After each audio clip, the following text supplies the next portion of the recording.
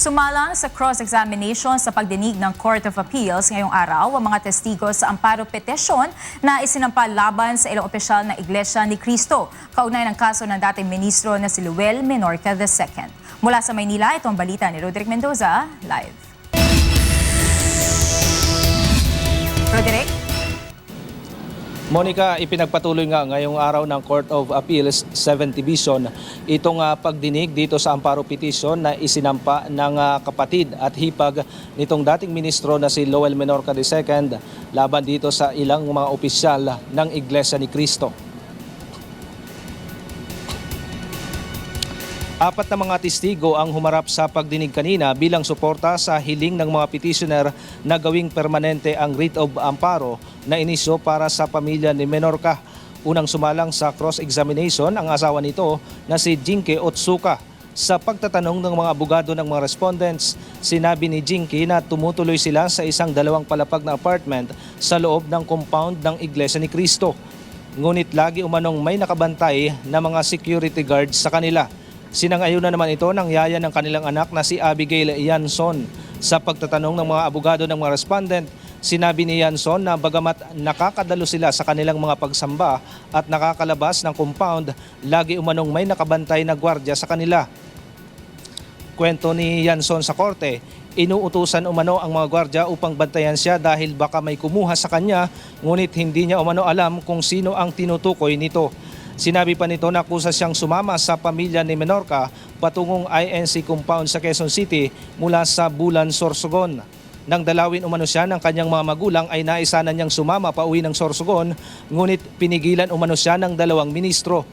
Sa cross-examination naman sa kapatid ni Menorca na si Anthony, sinabi nito na 2 matataas na ministro ng INC ang nagpunta sa kanilang bahay at sinabing sila ang nagpakuha kay Luel Menorca sa Sorsogon.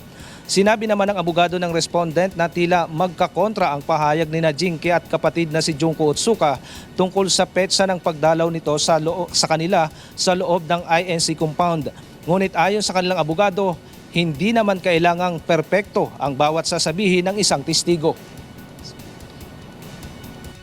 Testimony is not 100% foolproof. They're subject to certain things like memory, human factors, environmental factors, etc. So it is far more suspicious to have an airtight testimony than there is to have one that has occasional errors.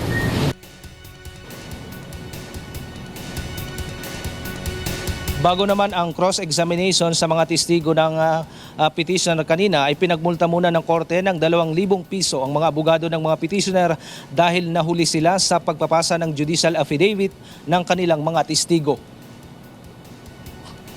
We were late in submitting, although with our best efforts, late po kami mag-submit. So pursuant to the judicial affidavit rule, magbabayad po kami ng fine.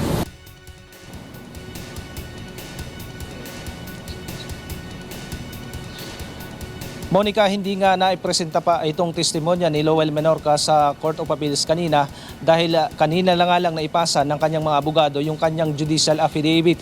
At mahigit 50 pahina itong salaysay ni Menorca kaya't humingi ng panahon yung mga abogado ng mga respondent para ito ay mapag-aralan. Pumayag naman dito ang Court of Appeals at itutuloy nila ang pagdinig dito sa petition sa December 1, ganap na 10:00 ng umaga. Monica? Maraming salamat, Roderick Mendoza, live na nag-uulat mula sa Maynila.